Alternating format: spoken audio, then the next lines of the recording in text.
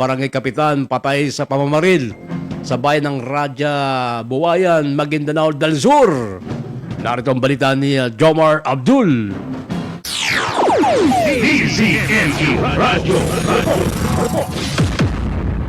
Patay ang barangay kapitan ng barangay Panagtaban sa bayan ng Raja Buwayan sa Maguindanao del Sur matapos na ito ay pagbabarilin ng hindi pa nakikilala ang mga salarin nitong Miyerkules ng umaga, Enero 7 ng taong kasalukuyan. Inilala ang nasawing barangay kapitan na si Norodin Sindatukan Otto Jr. na siyang kasalukuyang barangay chairman ng barangay Panagtaban. Ayon sa ulat, sinugod pa ng kanyang mga kaanak ang biktima sa bahay paggamutan. Matapos ang insidente, subalit inideklara din itong patay ng mga attending physician. Isa pa ang biktima ang agad na nasawi sa nasabing lugar ng krimen at inideklara din ito dead on the spot. Kinilala ito na si Arto Uto Mangilala, residente rin ng nasabing barangay.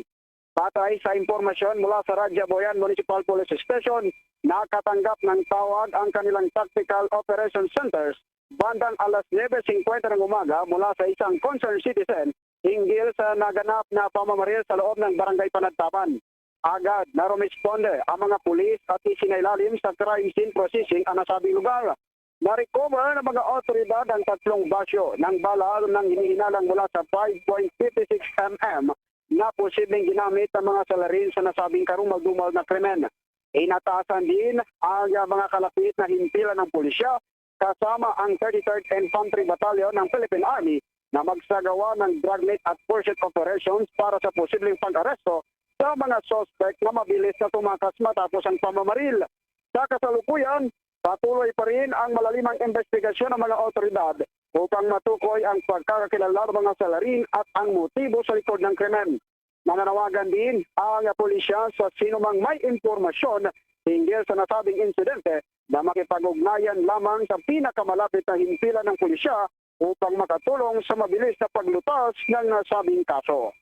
Mula dito sa rehiyon ng Bangsamoro, Jomar Abdul nagulat para sa Target on Air sa DZME 1030, ang Radyo TV.